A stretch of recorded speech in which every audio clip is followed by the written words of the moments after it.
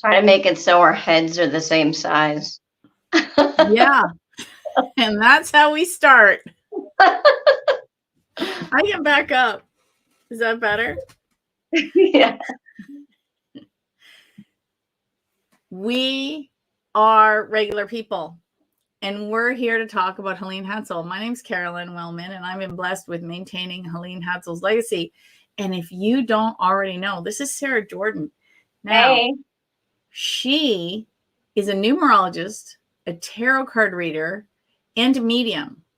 And the reason she contacted me originally back in 2023 was because she had a mediumship interaction with Helene Hadsell. And now Sarah is providing blueprint style-esque readings for you today, because no one does them the way Helene did them. Hers were a little bit hokey. She used to go to the dollar store and get picture books and photocopy things sometimes so many times they're a little blurry, and paste them into the book and send you a blueprint. And she would type up things that she intuited about you and stuck them in the book. We've taken that to the next level. Upgrade. Upgrade. Yeah, big upgrade. Oh my God, so funny. I can just picture Helene making these things too. She was not technically savvy at all, which is one of the reasons I think she asked me to maintain her legacy, because I'm very computer savvy. Not 100%, because I was thinking I would add in banners or demos into this video. I have no idea how to do it yet. You'll get there. We're figuring it out together. But I will put it in the chat, because what we're going to do today, now this is very interesting. The reason Sarah is here, and oh, by the way, all of Sarah's links are in the description. Of course, I would make it easy for you to contact her if you wanted your own reading or a blueprint. But as of June 1st, 2024, had Helene been with us, she would have been 100 years old. So I thought it would be fun to have different people come and talk about Helene's life and the progression of her life.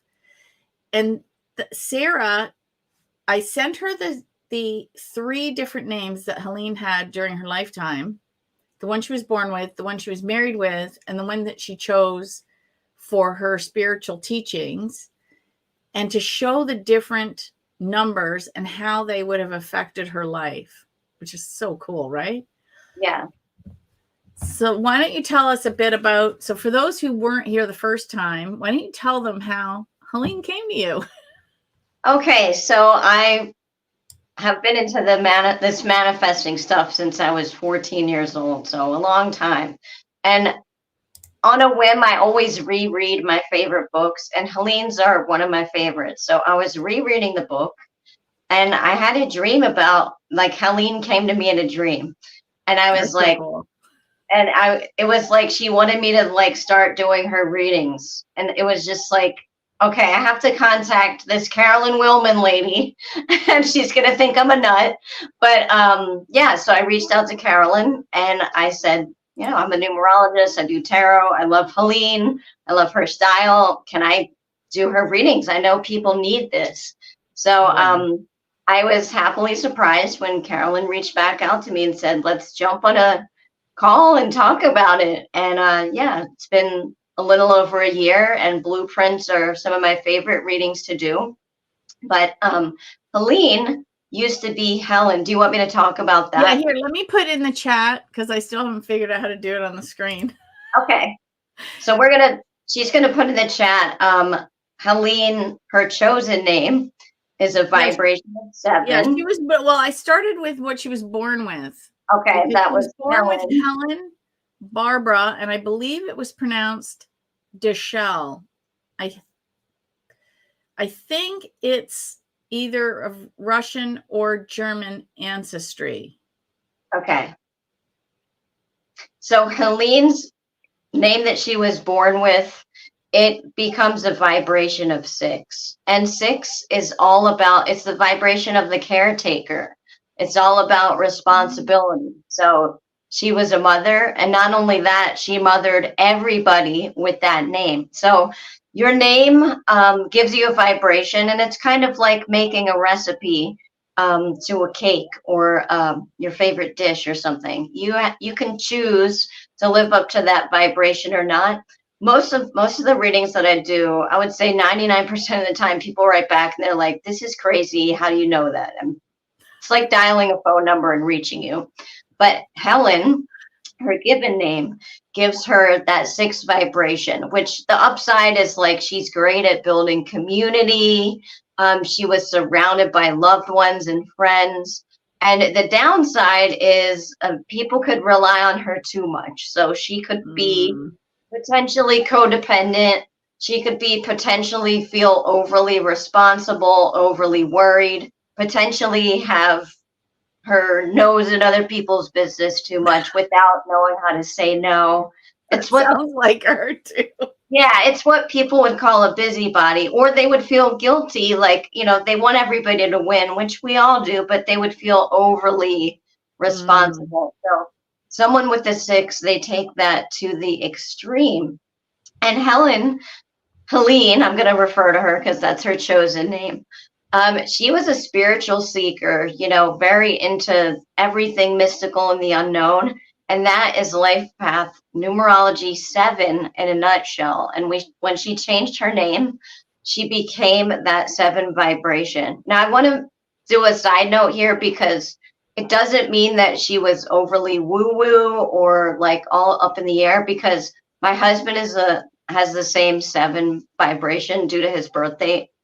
And he is very practical, very analytical, but he is always seeking too. And he wants proof, just like Helene. She wanted proof that all this stuff existed. She wanted to overcome skepticism. So, someone with a vibration of 7, their downside is they might be overly skeptical of things that they can't see and touch, or they might be seeking all the time and feel unfulfilled. So I feel Mm. like Helene That was, explains some of her stories because, yeah, like, she learned a technique about mental projection, and then she went and tested it.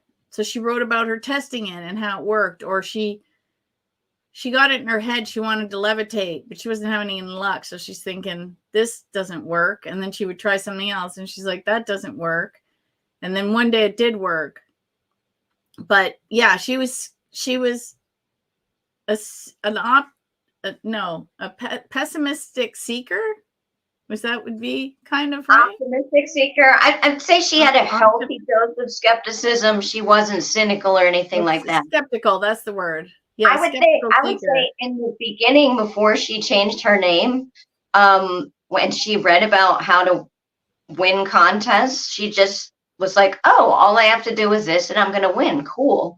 And she believed it, so it happened. So I think she didn't really Yeah. have that skepticism until she became that 7 vibration, which is really interesting. Oh, I see. Yeah, because she wasn't Helene when she started entering. Yeah, she wasn't Helene yet. She was Helen. She was still the responsible caretaker in the beginning. And then she became the spiritual seeker who had to know and needed proof. That is really cool because now legally she never changed her name to Helene, which I found interesting that she never legally changed it. And I spoke to her granddaughter, Melissa, and I said, I was curious, what did you call her? Because I know a lot of people in the South might use Mima or Granny or Nana or something. So I was like, oh, what did you call her? I was curious. And she goes, Helen. And I go, what? She said Helen because apparently she was never going to be old enough to be called grandma, even though she passed away when she was 86. Yeah. Well, she was young in spirit, that's for sure. Yeah, I know, but I love that. I'm like, yep, that makes sense. She just wasn't going to have it. She's like, no, I'm not gonna. The body might get old, but I'm not gonna get old. Right. And then she got married, and she got married young. Like, I think she met Pat when she was 17. I found a bunch of pictures. I scanned a bunch of pictures. Some of them I returned to the family some I kept, like we talked about it, and they're like, yeah, keep that one. So a bunch I brought back when I visited Melissa earlier this year, but I scanned them all. And so I put them up on my website, and there's a really young one of her at 18 with Pat. So I think they got married like 18, 19 years old. And then I'm going to put in here in the chat. So when she married Pat, she went from, now I want to know, this is what I didn't know. Did her number change from a 6 when she went from Deshelle to Hadsell? No, because it has the same 6 vibration mathematically. So she was still married. Sometimes that happens. It's like what people were born to overcome. So she was stuck with it until she decided to become Helene. That's fascinating. Yeah. And I know it, and I don't have a date, but I think it was sometime in the 80s, because she was teaching at her Delta Sciences Center, and she had printed up some workbooks, and on them you could see she went in with a marker and added the E like that. That's cute. That's so Helene. Right? She's like, well, I'm not throwing this stuff away, because she's got to be, I think she was also frugal. A lot of sweepstakers are frugal. Like, I'm not going to throw out all these workbooks. They're perfectly good. Yeah. It's something I would totally do too. But it's just funny. I think that's the other reason where she asked me to date her legacy, is because I think in some ways I'm exactly like her. Actually, in some ways I'm opposite. Those of you who were on our first live stream last year might remember that Carolyn also has a 6 vibration, your name and birth date. So you are a lot like her. You are the teacher. You're a natural teacher. Yeah. And you're always teaching. So, oh, yeah, all the time. That's what I do. Yeah, through your books, your emails, your videos, like. That's really very funny. Now, see, I'm so surprised she was a 6, but it makes a lot of sense if it's her life path. Now, her birthday was June 1st, 1924, which is why we have you here, because, oh my God, can you just imagine? I know they're having a party in heaven, but yeah. She would have been 100. I could only imagine her with a TikTok channel or YouTube. Or her granddaughter helping her on TikTok. I didn't have the technology or the skill set at the time when I visited her in 2008, but YouTube was around, and had I had the wherewithal, I could have filmed her, but I didn't. I only got a voice recording. And actually, I don't know if I could have, now that I think about it, because she didn't want me taking any pictures of her on that trip. I have one picture of us at Starbucks, and she has her head like just here, and she's waving. That's all you see is the corner of her head and her hand. Do you think it was a vanity thing? Yeah, I think when I think it started, I think when she had her car accident. Yeah. And the surgery, like she talks about it in her book, the nurses were even saying, wonder what she looked like. It must have been bad, because her face slammed into the dashboard, which is why we have airbags now. Yeah. And so her, like, you can see pictures of her when she's young, and she had a much slender, her nose was more slender and her face was slender. And I think when she hit the dashboard, her cheekbones came out and her nose went back. Like, it became fatter. Like, if you could look at her, I think she would have aged differently had she not had the accident. Now, they did a fantastic job repairing her face, especially in the 70s. Was it the 60s? It was in the 60s. I think it was New Year's Eve, 1966, like between 65 and 66, because Dyke was saying, now this is how intuition goes through families. And I'll ask you about your family, because I'd like to see. I'm pretty sure your mom or grandma must be intuitive. Oh, my dad. It's actually on my dad's dad. He woke up, Dyke woke up in the middle of the night, on New Year's Eve. He was 16 years old. And he's like, He woke up, went and stood in front of the phone, had no idea why he did that. Phone rings, and it's dad saying, hey, we've been in an accident. Mom's in the hospital. She'll be fine, but we won't be home. Please take care of your brother and sister. So he knew. He just woke up in the middle of the night and went stood in front of the phone. Like, not the technology we have now. Yeah, so that's why I think we still have telepathy technology, and like in accidents, it's pretty common, or emergencies, for loved ones to be aware, like something is up. Oh yeah, a lot of people feel something. They have a feeling, or they get they'll a bad wake up feeling. like at 3 a.m. and they'll be thinking of that person. Yeah, but so I think after the accident, because I have pictures of her when she was in her 60s, and she looked good, but I don't think she was super happy. I don't think she liked aging either. A little bit. That's another thing with Life Path 6 is they tend to rely on only things they can see and touch with their eyes, so they can overly focus on the material or physical or looks. So someone with a Life Path 7, they're going to be looking for the invisible. They're not so much concerned with, like, how they appear to others. That would make sense. Because she does not look like someone who had plastic surgery, like certain celebrities today that I'm not going to name. Yeah, no, she had. Yeah, she still had surgery to put her face back together, not to. Yeah. She looked natural and still beautiful, but she was comparing herself to her old self. I know, and that's part of the problem. And I think also the messaging is different now. Like she would have turned 60 in 1984.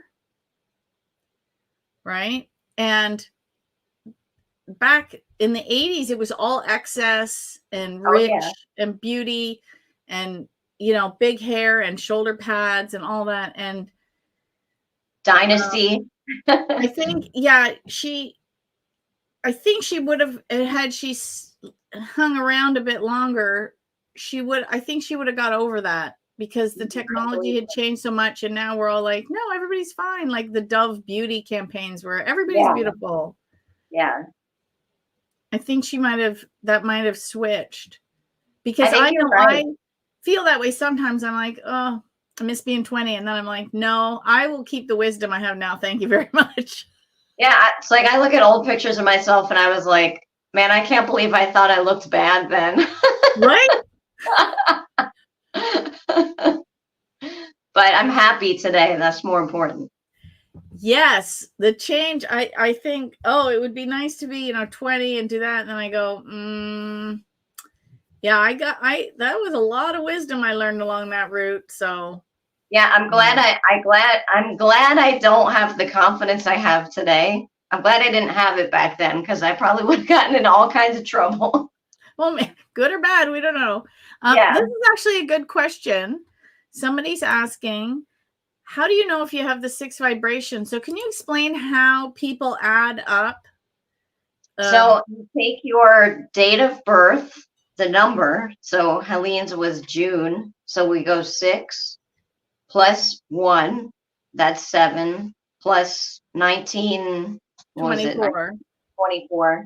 So you add those numbers all up and it reduces to a 6. However, with numerology, 11, 22, and 33, they don't reduce. Those are the master numbers. I'm actually a Life Path 11. Wow. Yeah. I've only met another one. I've only met one other person who was the Life Path 11. And she passed a couple weeks ago. Oh, she's still with you, I'm sure. She is definitely still with me. So that you reduce. So just so people understand, 6 and 1 is 7. Mm-hmm. And then 1 and 9 is 10. So that makes 16. No, 17. And then 2 and 4 is, my math is terrible. It makes 20. Yeah, you're basically doing on a calculator. Makes 24. And then 2 and 4 is 6. Yes. Exactly. I know. Math was never my strong suit. And I'm getting better. I do it in my head, but sometimes it's like. I can do simple math, addition, subtraction, and multiplication. It was when they started mixing numbers and letters that I was like, please send help. But yeah, so you can do it with your birth date, and you can do it with your first name, your full name, your middle name. So in a blueprint reading, I give people their life path, which is their birth date. And I also do a bunch of names, like say you have a nickname of Lynn or something like that. I would calculate it for Carolyn. I would calculate it for Carolyn Willman. I would calculate it for Carolyn. Is Rose your middle name? Yes, good memory. Rose Willman. And then I would do whatever nicknames you use. And I would tell you, okay, these are whatever you want, whatever vibration you want to embody. Pick your name, pick your nickname. Whenever you use it, you're amplifying that. Yeah. So Nanine typed, she said, oh, she's a 10. And she said, I wanted to be a 6. And I said, no, 10 reduces to 1. 1. Yeah, so you're the pioneer, the 1? trailblazer, the unique one. That's really good. A trailblazer. They're known for being one of a kind and independent. They're the downside is that they need to learn how to delegate and not do everything themselves. But their purpose is to be one of a kind, the trailblazer, pioneer, do things in a new way, put their own spin on everything. So yeah, 1s are really cool. That's really neat. Now, do you, I guess people can look up, that's one of the things I found at Helene's. I didn't think to dig it out before our interview. I found a numerology book, and I think that's where she learned. I didn't take it the first time because I didn't realize how important it was. And then once I went through her files, I'm like, oh, there's a couple things I should have grabbed. That when I went back again, I'm like, okay, now I know what I was missing the first time. And I went and took those books, and some that even Dyke recommended, which was fun. Going back through the dusty books, looking for stuff that he said, yeah, that was a good book. I like that one. So he read that library too. And, but yeah, that's when I think when she got that and did her name and her 6, she's like, I don't like that. I'm going to change it. She's like, I don't want to be the caretaker all the time. And she had a neighbor lady who, Helene did readings and helped people in her own house. So we talk about boundaries and stuff now. Like, she had a neighbor that was coming over every day to like talk to her and get counseling pretty much. That was just part of Helene's nature. But I think she did all kinds of things. So they won the house in 65, and I think it was about 80. I think they sold it about 85. So it was sometime in the 80s. I think they were there about 20 years. I need to ask Dyke for dates. But they bought they bought the plot of land in Alvarado, and it had a couple of buildings on it already. One was a steel building, which I think was like almost barn-like or storage unit-like, that they turned into their house, which is kind of crazy. That's so cool. Yeah, right? They put in a fireplace. They put kitchen, bathroom, bedroom. It looked like there was a back porch that they turned into like a guest area. That's where I stayed when I visited. But then on the other side of the courtyard, what they turned into the courtyard was a double wide trailer, like a mobile home. I think it's one of those ones that's prefab and they just stick on the lot and kind of sew together. And put. My parents have a house that they did that. It's like they call it like a modular home. Oh, modular home. Okay, that's probably the proper term. Build it inside like a warehouse and then deliver it, like piece by piece. That's what it. But I think it was already there when they bought the land. So what happened is they had their area and they had her where the students stayed on the other side, and then she would teach there. But she had a boardroom table. I love this thing. It's like from the 70s. I'm taking a screenshot of us so I can post this later. A boardroom table with those big puffy, and I'm gonna bet pleather chairs, and that's where she would teach, right there. And she was funny. Yeah, so she'd have people in her house, and then sometimes I would notice she did blog posts about different things or wrote letters to people, and sometimes she would complain about things like, these people just came to visit me. Dang, I left the gate open. It's my own fault. Like, I left the gate open and they just wandered in. Like, yeah. And she worked with Joseph Murphy too for a while, didn't she? she knew, like, okay, so I'm like, how do I get into these circles? She read how she started her path.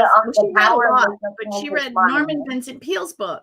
Yes. Okay. And then apparently she was on the talk circuit with Jose Silva because it was different now. Now everybody does like a YouTube live stream thing. In those days, you went from venue to venue to venue. And so she traveled a lot. That's why she made herself get over her fear of flying. That's she didn't right. want to. And her husband said, how many times have you taken the Silva course? And she goes, 10. And he goes, isn't it about time you used it and got over your fear of flying? And she's like, well, she also used it to make herself stop bleeding. Yeah, that's taught. If you take the Silva method, because of all of this craziness, since I talked to you, at last, I have enrolled myself in the Silva method instructor program. And I've been so busy. I took the training, but you have to take the Silva method 5 times. And I didn't realize I was like, oh, I'm finishing before I've done all this. Because I've been writing books. And because Tag Powell, so since I talked to you, I bought Tag Powell's, her second publisher's works. And he was a Silva instructor. So that's how she met him. And I thought, oh, there's Silva swirling around me too much. I need to learn this. Yes. So this summer I'm taking it twice. And then I have to figure out how to get the other 2. So definitely 2025, I'll be officially certified. But it's called glove anesthesia. And that's the method that's taught in the course about not just stopping bleeding, but if you've got a cut, you can, if you like a curling iron burn or you touch yourself on the stove or something, you can do glove anesthesia on it. To stop the pain? To stop the pain or to speed up the healing. So one woman used it on her son. He hurt his ankle playing soccer, kids. And, she's tucking him into bed and he's complaining of his ankle. And she did it on him and he woke up and he was fine. So it's really cool. So I've been learning now I've done the Silva method. I can see some of her learnings a little better because I understand what she understood being there. Yeah, she was influenced by a lot of like the greats, like the classic people, like Joseph Murphy, Norman Vincent Peale, all those. So she's on the circuit, and one day she gets a call from Joseph Murphy. This is in her 3rd book, Confessions of an 83-Year-Old Sage. She gets a call from Joseph Murphy who says, Norman Vincent Peale said I should come meet you. Mm-hmm. And I'm like, how do I get into those circles? And Helene was reluctant too. She's like, oh, I don't want to do this. She's like, more work. Can I just like hang out? She didn't want to fly. That was the thing that you mentioned. Yeah, because she grew up in a time, like she finished high school, which my grandmother was born a few years before Helene. My grandmother did live till 103. My grandmother was born before Helene, and she never finished school. And Helene did manage to finish high school, but she never went further because that was the time, right? Like she met Pat. He was in the Air Force. Like it was war, right? Because at 20, it was 1944. So she's 18 in 1942. I mean, America was in the midst of the war. Like I think it started in 39 and then America got involved in 42. Mm-hmm.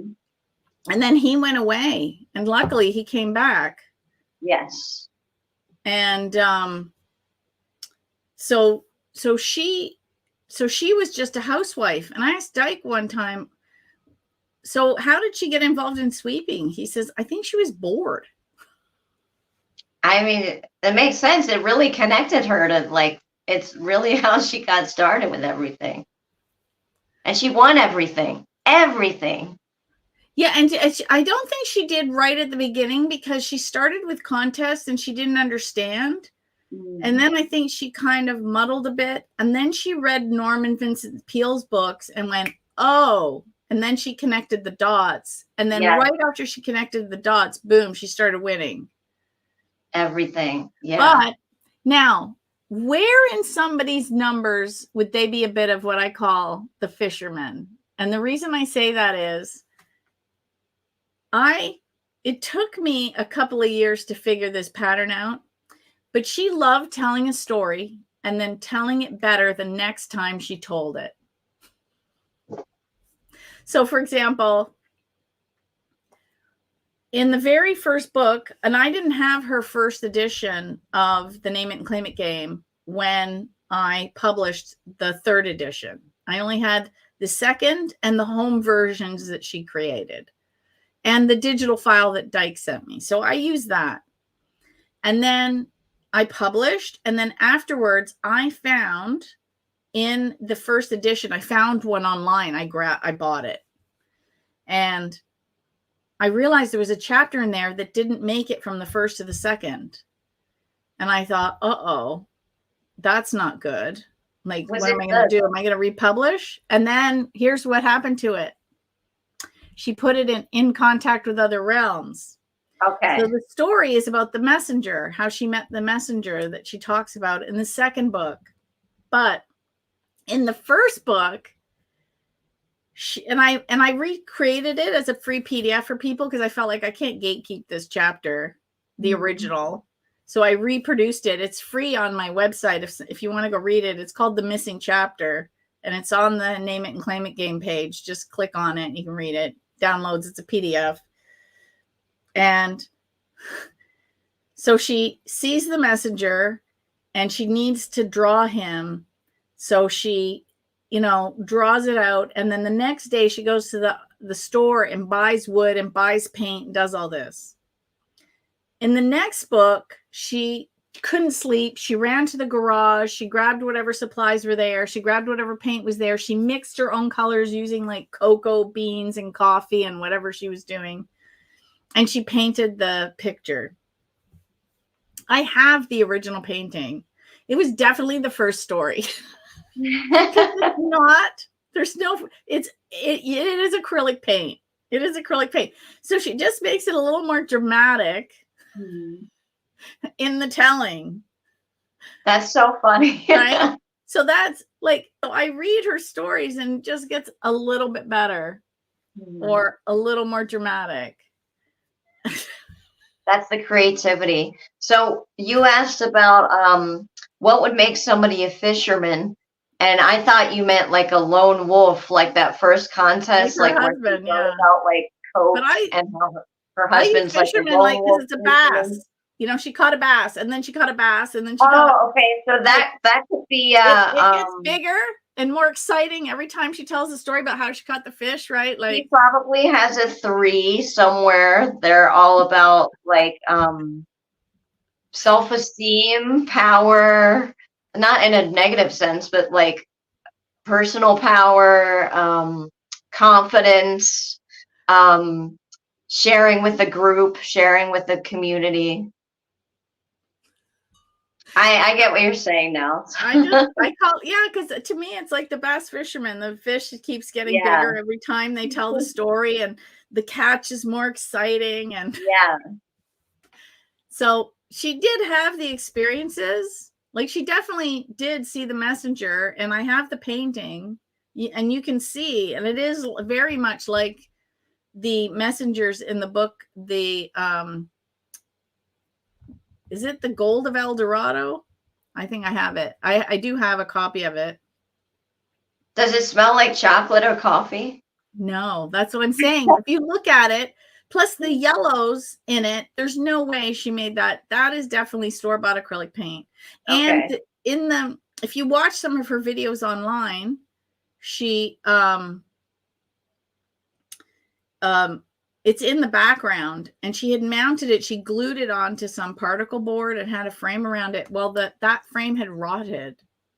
Okay. So I pried it off, and Dyke said he was going to go get some tools, but I'd already pried it off. He started laughing at me. He goes, yeah, Mother would have done that. Just not waited for me, just done it herself. Yeah. Must be the 6. Anyway. Yeah. So yeah, so I want to get it reframed with a nicer frame and put it up somewhere. And I did have it professionally photographed too. I took it to someone and we laid it on the floor, and she got on a ladder and wow, took pictures so I could include it in the book as a proper photo with a high resolution, because you want to see it, right? Because yeah. she took some, but she just leaned it up against the wall, so the actual picture does that. Oh, I see what you mean. No, we can't do that. We're gonna go get this done. We're gonna go get this done right. But good. yeah, I think she just didn't like how she aged. What was that? Which is amazing, because she did that whole documentary with, well, what is now Mind Valley. It was Finer Minds at the time. And I have in her address book, she would doodle things. She did Vishen Lakhani's numerology in the back of that book. How cool. Same with Joe Vitale. Okay, I read one of Joe's books about at zero, or about Ho'oponopono. Yeah, he just released an update to that too. Oh, I think it's the 20th. I think it's the 20th anniversary. So he just did an update, which is kind of cool. I'll have to check it out. Cool. Yeah, and he just was awarded like a presidential honor of some sort. He got a medal. It's really cool. Like, yeah, he should be so proud of himself. He's helped so many people. Yeah. But that's what we're all here to do, right? That all of us are to help people, just in different ways. Like you're doing it with mediumship and numerology and tarot and things. And I do it by teaching people how to win, Amazon gift cards and a car and trip. Hey, you and Helene helped me get my wedding ring back when I lost it. You know what's interesting? What I find fascinating is I've got to do a video on this. She wrote Spec in 2009. Oh, really? So, yeah. So she had won everything, including that house, using a 3-step method that she has in her first book. The first part of this book, part 1, is the original book minus 1 chapter. And then part 2 and part 3 were the additions she added with Tag Powell, because he published her second edition. And it was divided into what a make sense kind of section. And then I added a part 4 bonus section of all the articles she sent me that I thought people should have in the book. So all the bonus stuff, like she talks about the Desatera, if I'm pronouncing that properly. And so I put that there for people just to make it easy. Things like that. And I put them there. Oh my gosh, I just lost my train of thought. That's okay. We were talking about specs. So select. Oh, yeah. So in the first book, the book ends with Maneuvers for Witchcraft. And it says, now that you've changed your life, like this is the end, but the end of the book, but not the end of your adventure kind of thing. The next book with Tag, it ends with Maneuvers for Witchcraft. It says, select it, project it, expect it. And collect it. No, collect it. Oh, really? No collecting it? Okay. Then in 2009, she wrote an article for the Sun magazine, and she added the C. Okay. So then when she was doing her home versions, like the 2010 edition of the book that I got that was on a diskette, she added spec in, but she had no skills. So she would add things by using the space bar and the return key. And it would basically just get stuck wherever she could figure it out. So when I got a hold of the book, I'm like, oh, this needs to move. So I took it and put it right after Maneuvers for Witchcraft, because you can't end a chapter with spec and then not have spec as the next chapter. Yeah. She needed an editor. She needed an editor. She needed like, you. Where was I? Anyway, I didn't know she wasn't good at it. Like Dyke would always be over there apparently helping her with tech because he had a computer company back in the day.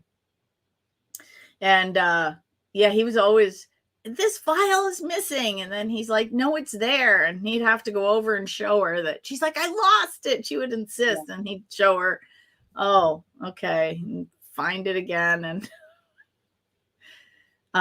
so that's what she did. So she didn't use spec. She did it. But then I see all these videos and things, people about how she won 5,000 prizes using spec. I'm like, yeah, no, she didn't. And she didn't win her house that way either. She won it using set a goal, which is basically select it. Right, select it. The second one is never have any doubts, which is expect it. Mm-hmm. And you can con yourself into anything, which is, I think, project it, like a little bit out of order, right? Because you're sending energy towards it. And she believed in only doing one prize at a time, but I'm not like that. Like I've got like a million things in the works, and I know you are too, right? Yeah. Well, here's what I found out. Now, this is what's fascinating about people, because this is why I say we need all modalities. We need all the modalities because all of it makes like a mosaic. And you need all of it to make the picture. So I talked to a human design person, and she was a specific manifester. So she could say, I want that prize and go win that prize. And apparently they looked at my numbers, however it works. You must be a generator or a manifesting generator. I think I'm a manifesting generator. You have energy out the wall. I'm a projector. Yeah. So her and I were the same, except she was specific and I'm general. So she could say, I want that house and have that house. And I could say, I want a house and then get a house, but there's no like, it can be somewhere else. It could be this size. It could be like, it's not, I would still get the goal of a house, but what it is a little bit more open and flexible. Projectors are the natural psychics. They just instantly read people. They don't have they have open body centers, if you know what that is. So they get very drained easily. Oh, yes. That's why you always, they always tell people that are projectors to put an energetic protection around them when they're doing their work in public, so that I'm like, not getting everybody's energy. It's weird, but it works. That's why I've heard people, mediums that can hear voices, wear earphones in public places so they block off. Go out and walk my dog too, just because it's like dogs barking, car noises. You're like, at least. Yeah, now they have something that just blocks noise that allows you to still hear everything. They're called like loop. Yeah, I have a pair of those. Yeah, that makes sense for you. Yeah. I wonder how many, if you could get stats like this, how many projectors bought their product? Which product? The Loop headset. Oh, the Loop. Oh, yeah. Wouldn't that be interesting? Projectors are supposed to be one of the rarest, like human design. Oh, really? But you definitely know they're the people that have sensory issues.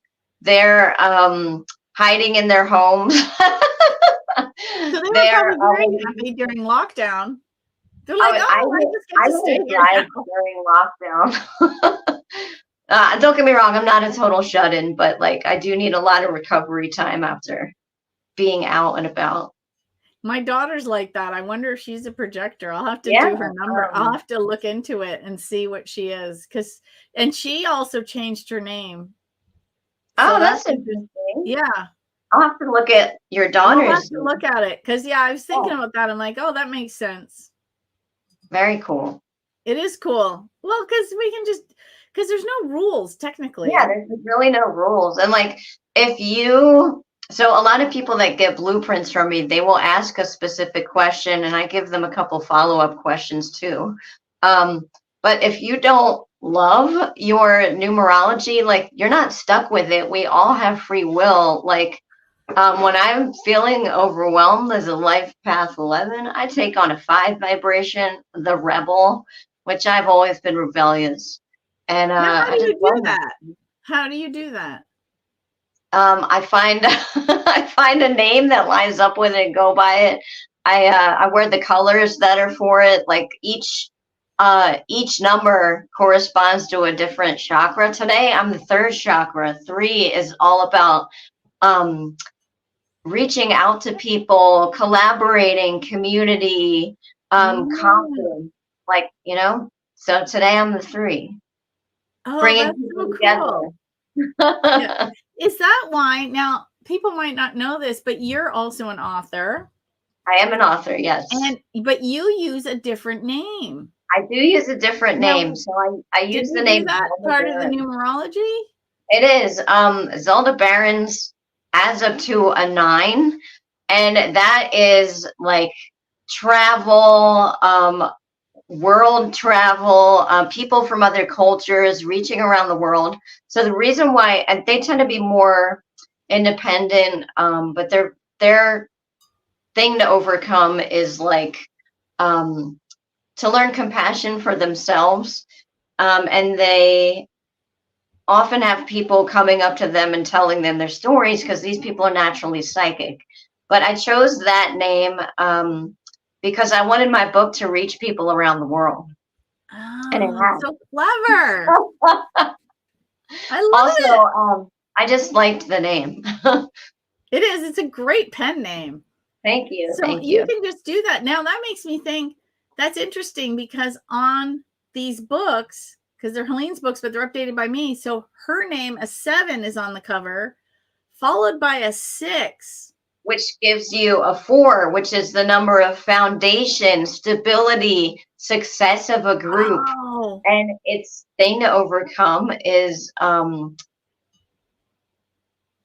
it's all about, so they can be stubborn, they can be rigid, they're to learn flexibility, and they're learning to use their heart, like be open with that's everybody. So they interesting. might accidentally attract difficult people and situations so they can learn success of a That's a group little bit like no me. matter what, so that they can learn flexibility. Yeah, each path has something that they have to overcome. And I've I'm I would say I'm very open-minded, but like Helene, have a healthy dose of skepticism. So when I was learning numerology years ago, I was like, whatever. But then when I did mine, I was like, holy crap. Okay, I'm an 11 to a T. Like they're like always drawn to paranormal people, similar to a 9. People are always coming up to them.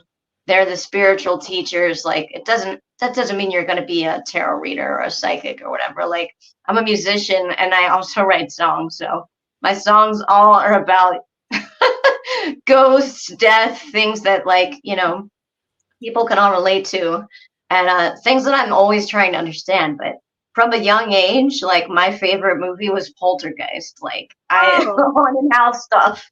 So it's like, okay, that's why I was such a weird little kid. Like it makes sense. yeah, I'm not. I always like that stuff too, but I don't like scary stuff. So Oh, I I would like read those books about, I remember reading the books when I was like 10. I remember getting it from the library.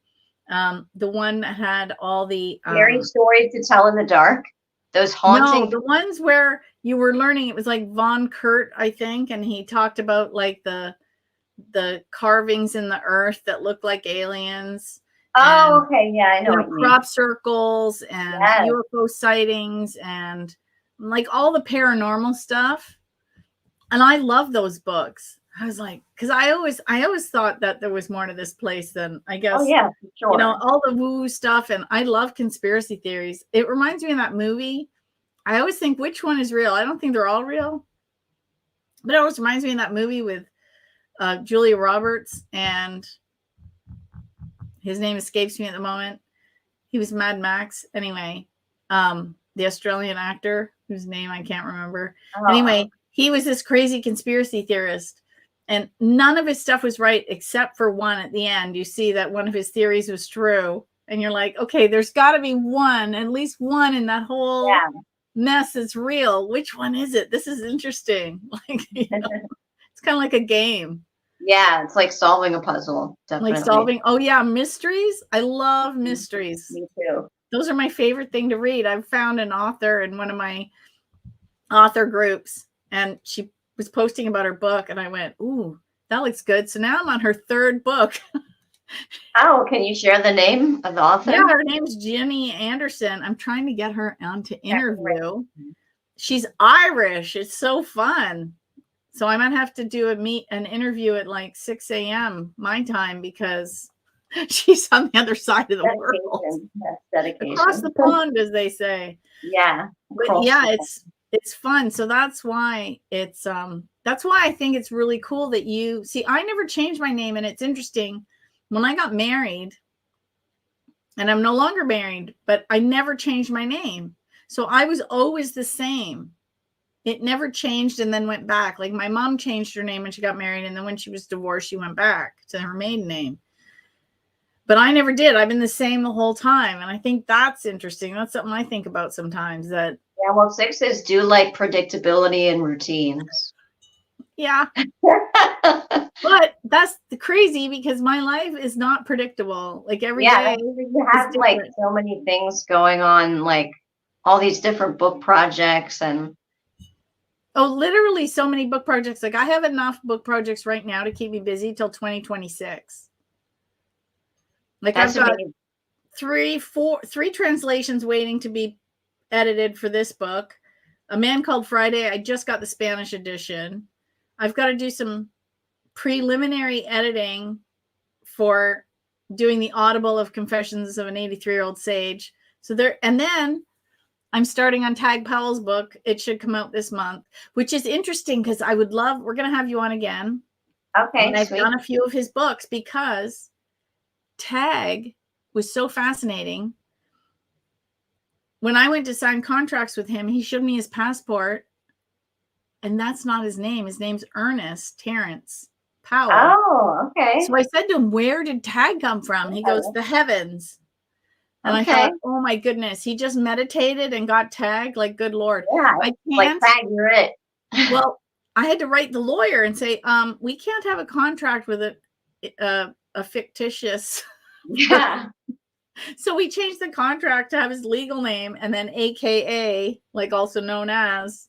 Okay, that's interesting. Yeah, I would love to do the numerology for that and figure out what the difference is and what Tag has going for it. And here's the other thing I have. Do doctorates change the numerology? Doctorates, like putting the doctor. Yeah, because Helene, I found this in her files and I didn't know this. I did a blog post on it. She got a doctorate in, I believe maybe it's psychometry. That's not right. She got a doctorate, and at the same school in Texas, Tag got a doctorate, but 10 years after she did. I would say like it's probably up to the numerologist's discretion. I don't really, most people, like the average person, isn't going to sign their name Dr. Helene Hadsell. Like it's whatever signature you use most of the time. And maybe when you're at work, you act more professional and it could change. But I think it's up to whoever is, everybody has their own way of, I don't factor that in, but I could figure it out. Like, yeah, because it's a little frustrating. I can't remember where she got it. Here, let me look it up. It's right here. It's a degree in metaphysics, and it's from the Institute of Psychorientology in Laredo. Okay, so she went to Texas to get that. And she probably did it in person because that's what she did. What's what you did back then. Interesting. Right. Well, Laredo is only, I think about 4 hours from Dallas. Okay. And Laredo is where Jose was based. So that's where she probably found out about it. Probably had something to do with it. Yeah, there's too much Silva swirling around. Yeah, he is like in everything. So like those are called synchronicities, like meaningful coincidences. And my thing is like if I get 3 of them, then the universe is saying, "Hey, heads up, pay attention." Yeah, Helene always waited for 3. She wrote about that in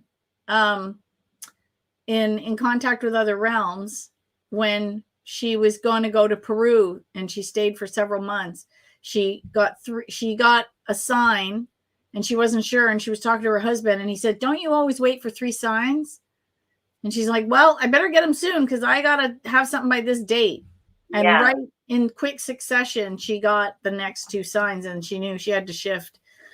I kind of shore that up. I'm like, if I get 2, I'm like, I don't need to be hit in the head a 3rd time. I'm just gonna.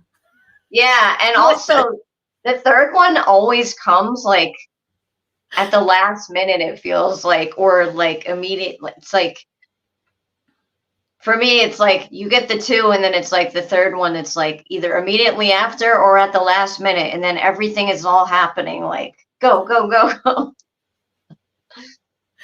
Yeah, I now sometimes I probably need 3, but when I'm really consciously aware of it and I see 2, I go, yeah, I don't need to wait for the 3rd, because I think I've been, gotten too many 2x4s in my younger years, and now I'm like, yeah, I don't need the 2x4. I'll just listen now. Thanks very much. Yeah, signs from the universe are not always pleasant. Well, they start out as a tap. Here's how I think they happen. They start out as a tap or a whisper. And they get louder and louder, and finally they're like, "Yeah, wake up!" Yeah, jeez. But sometimes they are on our path. Like the car accident she had. I have a blog post of it, and she wrote about it in her book. And Paul Twitchell, who founded Eckankar, he knew her, and he was extremely intuitive, and he knew about the accident when they saw them before Christmas. Wow. I guess his family, his wife and him visited, because people socialized more back in the day before people were too scared to talk to each other. Yeah. Or you just show up. Like people don't do that anymore. Like just drop by for coffee. Yeah, I was in the neighborhood. So they came by before the holidays and visited. And then after she had the accident, because it was New Year's Eve, I have the letter. I put it on the blog. I copied it, but I also wrote it out because his handwriting is hard to read. And he basically said him and his wife, they knew about the accident when they visited, but he said it was already in motion and there was nothing I can do. So I didn't say anything, but I knew you were going to be okay. Mm-hmm. And I thought, wow. So some stuff is, already in motion. And if it's part of your path, then that's what you got to learn. That's what you agreed to before you got here. Like I like astrology too, and I'm heading into my 2nd Saturn return. Oh boy. It is what it is. Yeah. That's how I look at it. But I think it's easier when you're kind of prepared and ready versus not knowing anything at all. Yeah, that's true. So like, let me think of how I want to word this. I don't think the future is set in stone. I think that we create it every day with our, decisions, free will, and actions. But there are certain things that you signed up for before you got here. And they're not always pleasant, those lessons, but it's like after you're like, okay, that was supposed to happen. I was in a bad car accident too a couple years ago. And me and my husband both say that we feel like it changed the timeline of my life. It changed everything. And at the time, it was awful. Oh dear. It was awful. We lost you for 1 second. Was that Helene trying to be like, yeah, girl? Yeah, well, because I bet you the same thing, that the accident changed the trajectory of her life. Yeah, it changed everything for the better later. I mean, I had to go to physical therapy for a couple years, and I still deal with stuff from it, but it changed everything, and it put me on a totally new path.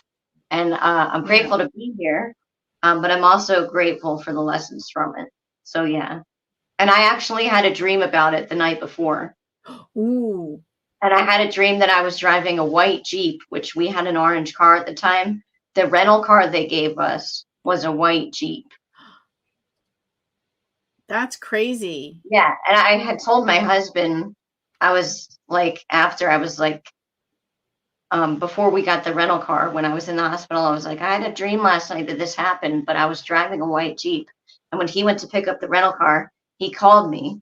And this was before he was a little more skeptical back then. He's like, you're never going to believe what kind of car we got.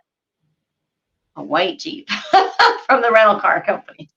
So yeah, even knowing about things like doesn't necessarily change them. Like, hey, why don't you dream the lottery? That's my question. No, well, thanks, guys. Why because didn't you it's not do the part of lottery numbers instead? It's not part of my path to win the lottery. Like, it's all about the journey, not just the destination. No, like, I know. But and I would be having to talk with my guy. There's a million different ways to get money. It's not just from the lottery. So I feel pretty blessed in that regard. But the sweepstaker in me just goes to that. Actually, that was the number. Here's what's interesting. The older Helene got, the crankier she got. Like, because I think you lose your filter. And that was the number one question she got. How do I win the lottery? Yeah. So now people have been mad at me because she didn't win the lottery. And I'm like, well, first of all, Texas didn't have a state lottery till 1992. So, and she'd won everything, including a house, by 1965. So why would she win the lottery? She had vacations that she won. She had everything already. Like, she already done it all. And by 60, already had everything. By 62, she would have been almost 7. She would have been 68. So by then she's like, she doesn't need it by then. Like, she's through her part where you need, to buy a house and kids and car and all that stuff. She's long past that. She already had everything. Exactly. So people were mad. And then, so she put some ideas she had in her book in the second edition. And then I found an article where she was on the circuit and she did an experiment. People were asking, and she goes, well, numbers have energy. Hello. And she had people in the class go, how many people played this number? How many people? So she circled the top 6 numbers, and somebody from the class went to 7-Eleven, bought a ticket after that class, and won $25,000. They didn't win the top prize, but they won like a nice chunk of change. That's awesome. And then in her 80s, somebody wrote in again, how do I win the lottery? And her answer, she wrote 2 pages of her answer, but the long and the short of it was, that's life, get over it. Yeah. In other words, stop bothering me, go focus on something else and stop focusing on the lottery.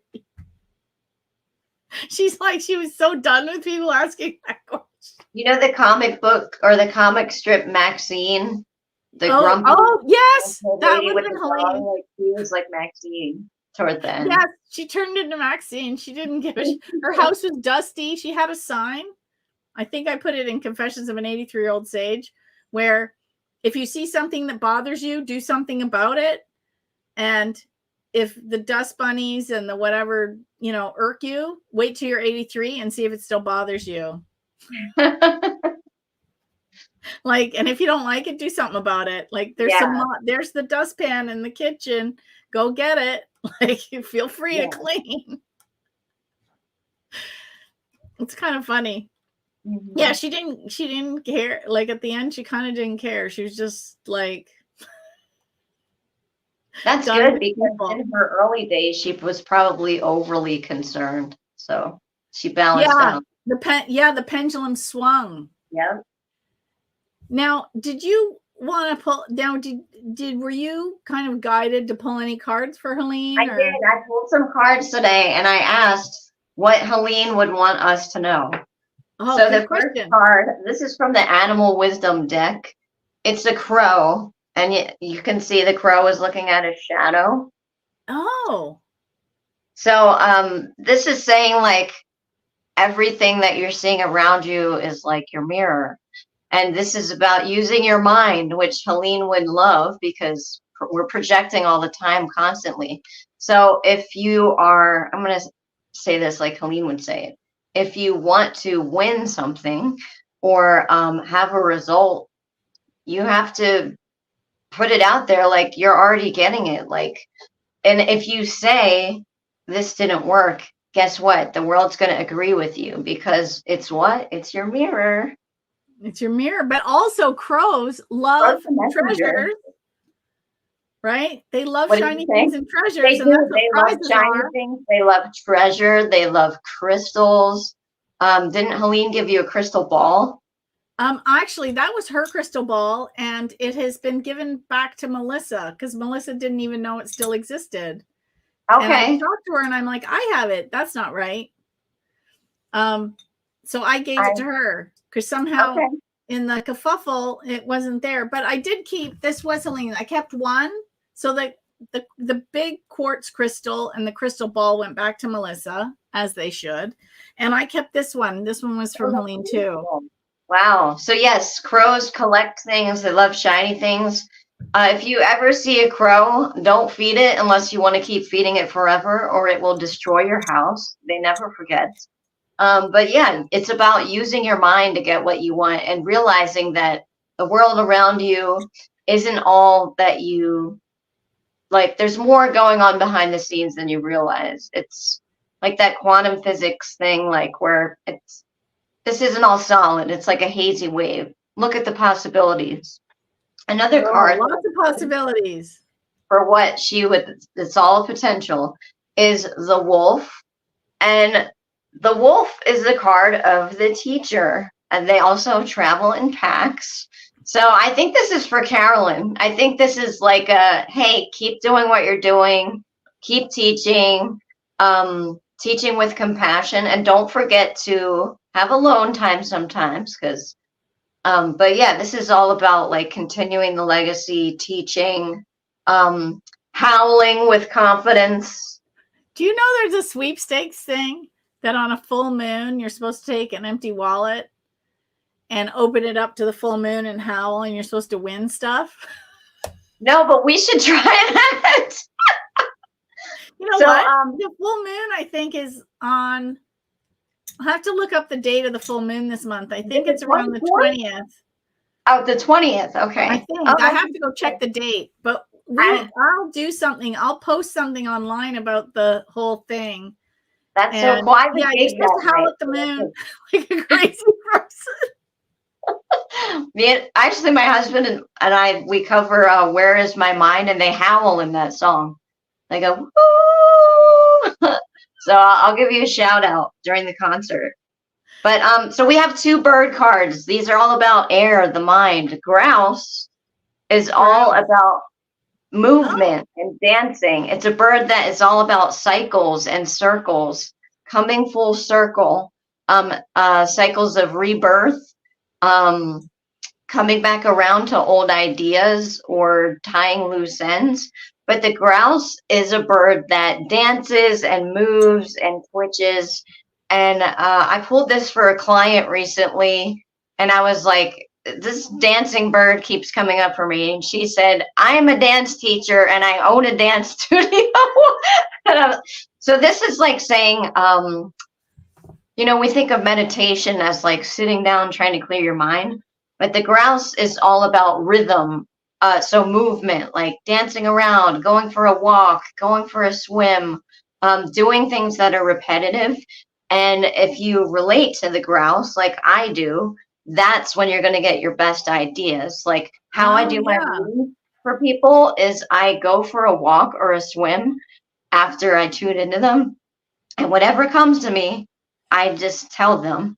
And the key is to not judge what comes through. Like one of my first readings, I tuned into her. Her name is Carolyn too. And I said, I don't know why, Carolyn. I said, but I'm seeing a picture of my dad. And for me, that means twin. I said, however, my dad's twin passed. And she said she was a triplet who the brother had passed. So I was like, holy cow, this works. But Wow. yeah. So to clear your mind, those of you who resonate with the grouse, get moving. It's not all about sitting still. Like sometimes your mind will slow down as you're, walking or swimming or dancing. So we have 2 air cards. Air is all about the mind. She was there. Yeah, she was The there. Gemini is the twins, which is, oh my God, 2 birds. And communication, talking, writing, technology.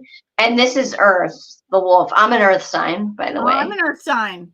So this is for me and you. You're a Capricorn, right? Yeah, triple. My sun, my moon, and my Mercury are all in Capricorn conjunct. Okay, I'm a Virgo with a Gemini moon. I definitely identify as a Gemini. But now here's what's interesting, because I pulled up Helene's chart. I'm going to have a professional astrologer come, because that's like above my pay grade, as they say. But here's what I do know. She's a Gemini. I'm a Gemini rising. I looked, and her midheaven was right between 9th and 10th house of career and publishing in Capricorn. Okay, wow. And I'm like, okay, that's all. And then I think there was something in her Sagittarius that's made her a little quirky, because she did have a very quirky sense of humor. Mm-hmm. She was the one that would make jokes. But when you're talking about the dancing, if people haven't read Confessions of an 83-Year-Old Sage, she danced naked in that one. Dance? Yeah, the naked dance. And she encouraged other people to do that too. Female. Oh my God. Yeah, I remember like a girl that came over and needed help or something. And Helene was she liked Freddie Fender. Like I found a lot of tapes with Freddie Fender and some CDs of Freddie Fender music. She loved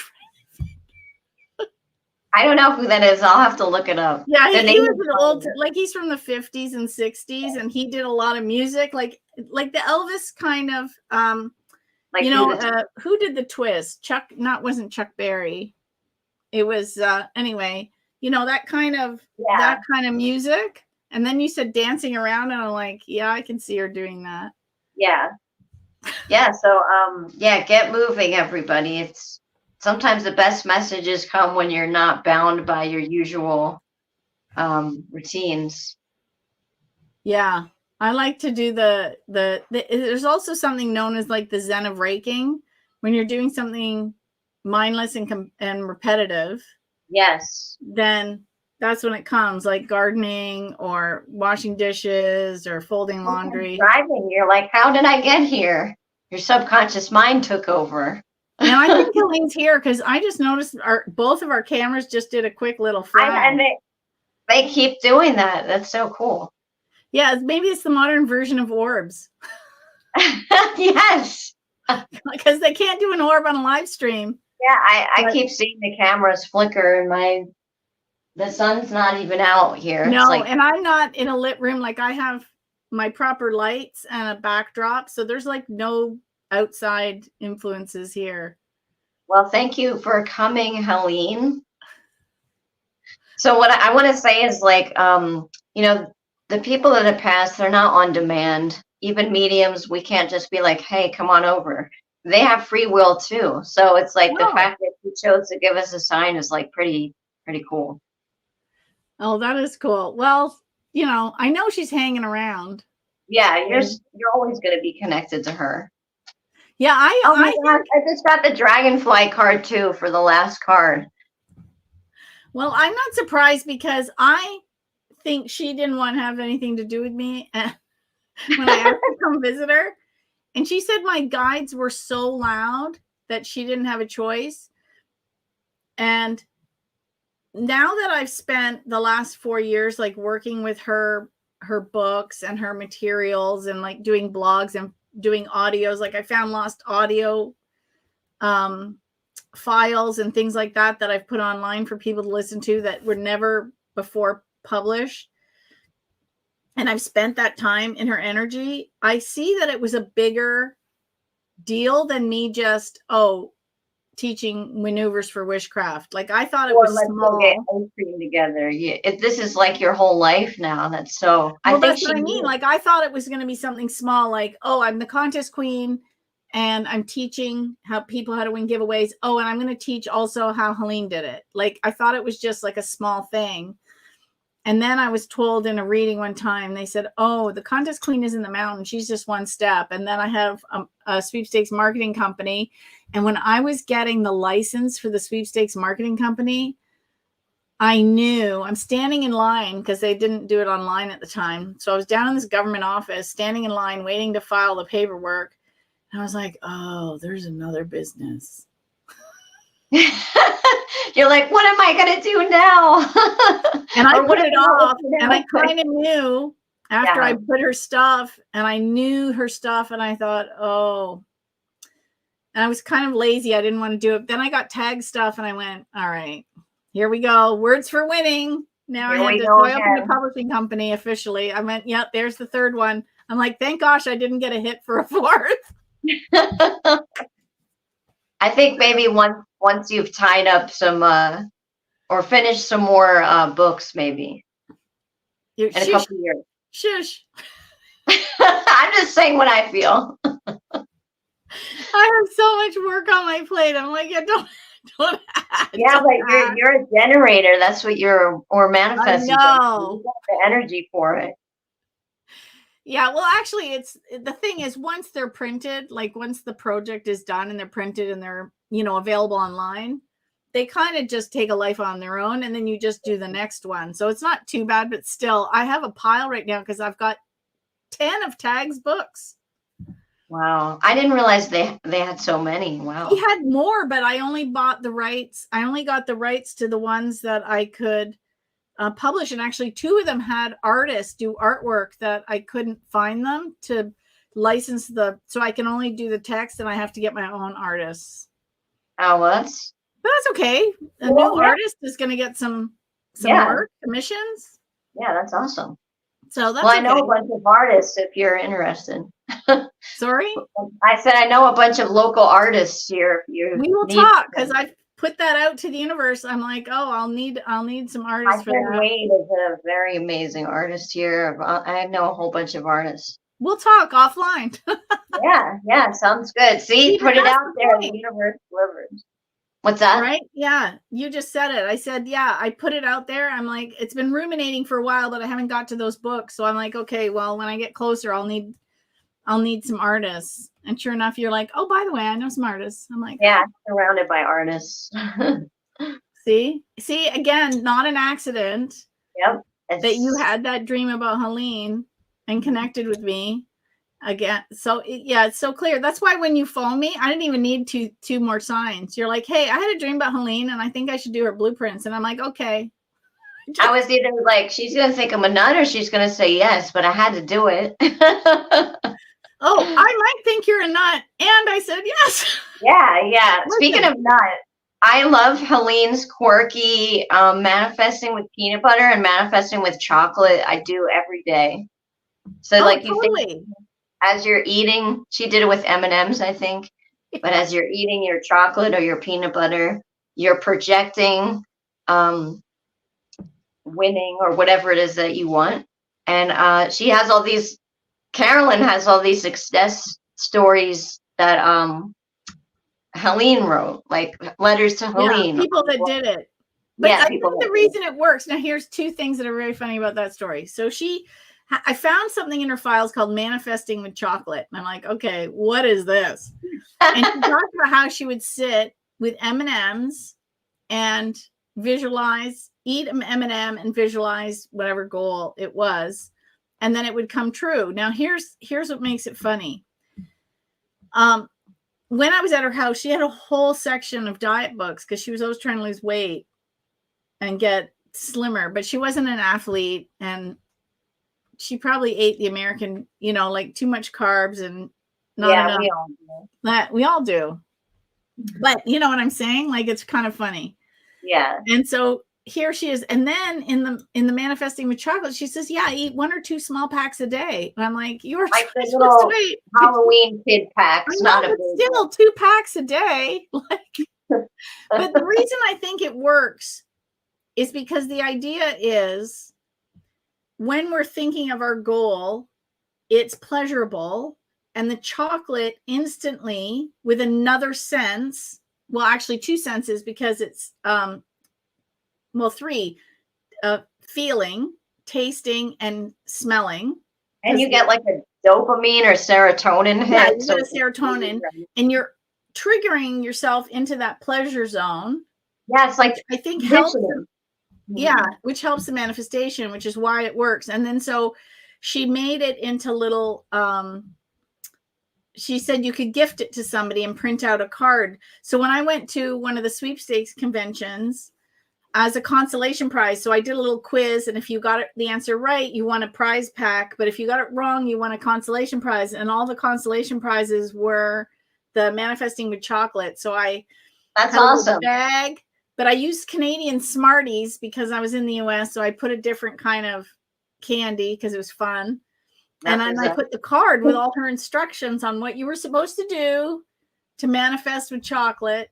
And I handed those out as kind of consolation prizes. That's cute. You know, maybe someday you can be sponsored by M&M's.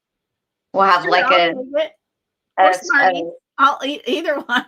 and if you're ever in the area, we're gonna eat M&M's together. Yes, and actually last year I was in the area, but the problem was I was on such a tight timeline. I didn't have time to stop. Yeah. So, because I was on a schedule, but I'm pretty sure they're going to have the event next year, and I won't be on such a tight schedule, so I can plan to come early and hang out. Yay! And we have a guest room. You can stay here. I'll be your Helene. I'll come serve. Yeah, you know what? I did that when I was. This is how the universe answers prayers. I was in a real tight space in my marriage, and I just needed to leave for a little while. And I thought, our business, I nearly lost my business. Like everything was going down. I was going through a dark night. They're fun. And I said, some of my sweepstakes friends said, well, just come and visit. And so I started planning this trip to go visit all my sweepy friends, like basically couch surf. And then and I said to the universe, how am I going to pay for this? Like, I have no money right now. My business is just like dying quickly. And someone said, hey, if you're coming, could you teach a class for our club? And I went, oh, ka-ching. And I charged everybody like $10. And here's the mistake I made. I asked the universe for enough money for the trip. And when no I more. was coming home, I had to pay a toll. The border, there's a bridge at the border, and there's a toll. And the toll was $3. And the last $3 I had paid for the toll. And I'm like, why did I just ask for just enough money for the trip? Yeah. And then it literally gave me exactly what I needed for the trip, down to the dollar. That's amazing, though. That's really amazing. And I was annoyed at myself. I should have asked for more. Well, for your next trip, ask for all that and more. Well, that's the thing, right? And the thing is, when we learn these lessons, then we can tell others. Yes. And say, don't do what I did. That's why I'm such a good sweepstakes teacher. I made all the mistakes, and I go, here's what you need to do. And the reason I know that is because I made this mistake once. And I figured it out. So I'm going to save you lots of trouble. Just I flashed again. Helene's here. Anyway. Thank you for coming by. Thank you so much for having me. I always love talking to you. And check the descriptions, because you can get your own reading. You can get a blueprint reading. You can go read her books. As Zelda, right? Yeah, Zelda Barron's Zelda Barron. The Rich Witch series. Thank you so much. I'm going to be adding more readings to my shop today, too, once we're... Ooh. Yeah. Yeah, her stuff's on Etsy, but it's easier to find it if you go through my links than trying to search Etsy. So just go through the links in the description. So it makes it very easy for you to find Sarah and her books and whatever else you want. Thank you so much. Thank you so much. And happy birthday, Helene. Time always goes by really fast when we're talking together. I know. We've been on here. I don't know how long we've been on here. That's live 1 hour and 24 minutes. Oh, it does. It does not feel like that long. Yeah. Okay, well. Thank you so much. I'm going to post these screenshots and share the replay with my list and add more stuff to my channel. And you let me know whenever you need me again. Oh, yes. Thank you so much. Actually, I'll get you to photograph those cards and send them over, because we'll do a blog post for everybody. Yeah. Now I'll send you a picture of the cards I pulled in a little write-up. That's very cool. Yay. Thank you so much. And happy birthday, Helene. Happy birthday, Helene. Thanks for coming. Bye, everyone. All right.